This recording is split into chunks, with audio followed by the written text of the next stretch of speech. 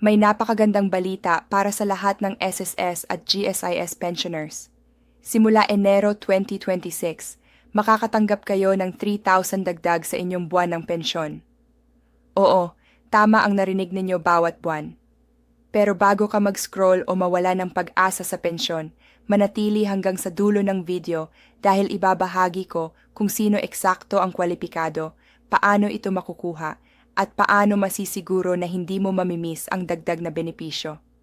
At syempre, kung seryoso ka sa iyong retirement at gusto mong lagi kang updated sa SSS at GSIS pension payment updates at sa pension crisis sa Pilipinas, pindutin mo na ang subscribe button at i-on ang notifications. Sa Pilipinas, pindutin mo na ang subscribe button at i-on ang notifications. Ang channel na ito ay para lang sa atin, mga tunay na pensioners at future retirees, para hindi ka mahuli sa mahahalagang balita na makakaapekto sa iyong kinabukasan. Kung ikaw ay isang SSS pensioner o may plano pang magretiro, hindi mo dapat palampasin ang video na ito dahil ang impormasyon na ibabahagi ko ay direktang makakaapekto sa iyong buwanang kita simula Enero 2026. Sa wakas, matapos ang maraming buwanang diskusyon, aproba at updates mula sa Social Security System, opisyal na itong kinumpirma, ang mga SSS pensioners ay makakatanggap ng 3,000 dagdag sa kanilang buwanang pensyon simula sa Enero ng susunod na taon. Tama ang narinig mo, dagdag na 3,000 piso kada buwan na tunay na makakaapekto sa pang-araw-araw mong buhay. Pero bago ka mag-scroll o isipin na hindi ito para sa akin, ipapaliwanag ko sa iyo kung ano ang ibig sabihin nito, sino ang kwalipikado, at bakit ito isang makasaysayang sandali para sa lahat ng SSS members sa buong Pilipinas. Manatili hanggang sa huli ng video dahil ibabahagi ko rin ang mga tips kung paano masisiguro na hindi mo mamimiss ang dagdag na ito at kung paano maklaim ang buong benepisyo ng walang aberya. At syempre, kung hindi ka pa nakasubscribe, pindutin na ang subscribe button at i-on ang notifications dahil ang channel na ito ay dedikado sa pagbibigay sa iyo ng totoong updates tungkol sa SSS, pension at financial tips para sa mga retirees. Lahat ng ibinabahagi ko dito ay para tulungan kang masulit ang iyong kontribusyon sa SSS. Diretso na tayo sa balita na pinag-uusapan ngayon ng bawat SSS pensioner. Inaprubahan na ng gobyerno ang permanenteng pagtaas ng SSS pensyon na nangangahulugang simula Enero 2026. Makikita mo ang dagdag na 30,000 sa iyong buwan ng pensyon. Hindi ito pansamantala o one-time bonus.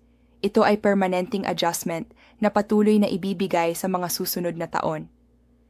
Bahagi ito ng commitment ng gobyerno na mapabuti ang kabuhayan ng mga senior citizens at retirees. Kung nagtataka ka kung bakit ngayon lamang ito naaprubahan, bahagi ito ng mas malaking programa upang tugunan ang patuloy na pagtaas ng gastusin sa araw-araw. Sa dami ng presyo ng bilihin, gamot at utilities na tumataas, maraming retirees ang nahihirapang makaraos. Dahil dito, gumawa ng paraan ang SSS at ang gobyerno para masiguro na ang mga senior citizens ay may mas komportabling buhay. Marahil tatanungin mo, ako ba ay kwalipikado sa dagdag na ito? Ang magandang balita, kung kasalukuyan kang tumatanggap ng SSS pension, retirement pension, disability pension, o pension para sa mga dependent ng yumaong miyembro, kwalipikado ka. Wala nang karagdagang aplikasyon o papeles na kailangan. Automatikong makikita ang dagdag sa iyong buwan ng pensyon simula Enero 2026.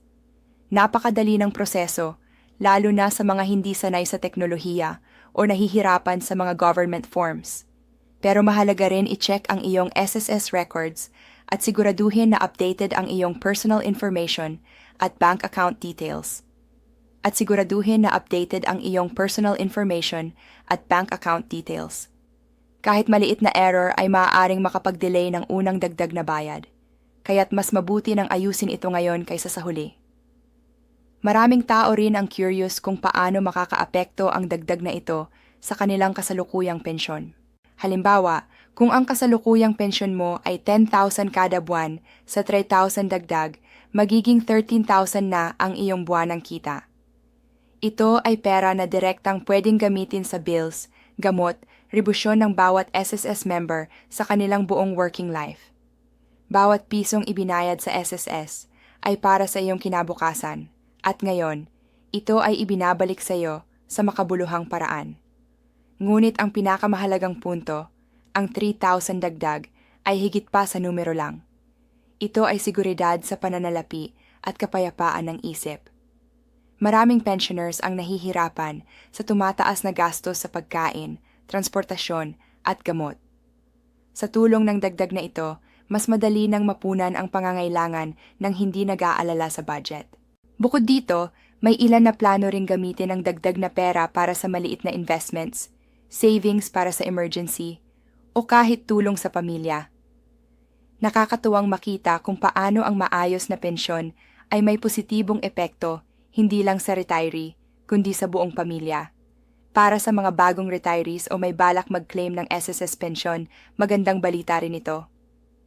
Simula Enero 2026, lahat ng pensioners, bago man o kasalukuyan, ay makikinabang sa dagdag na 3,000.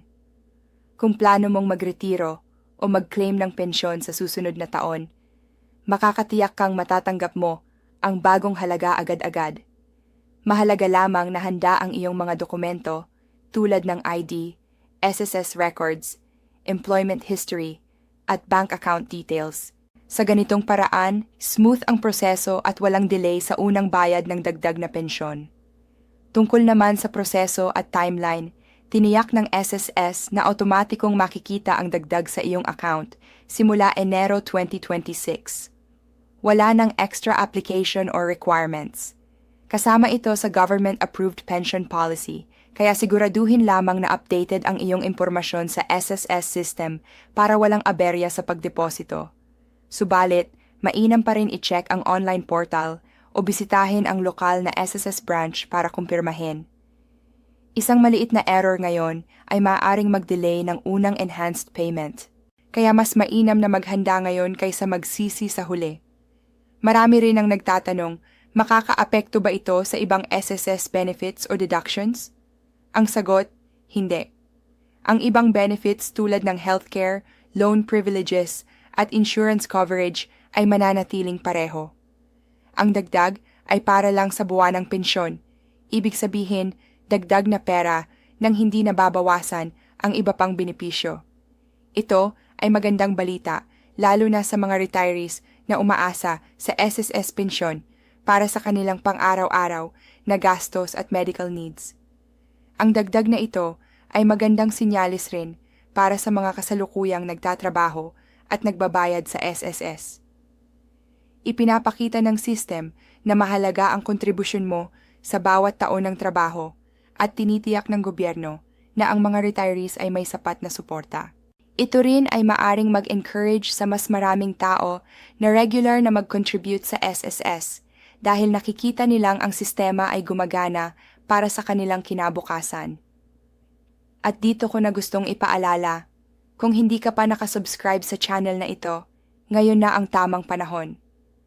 Dito, makakakuha ka ng verified updates tungkol sa SSS, pension, at retirement benefits.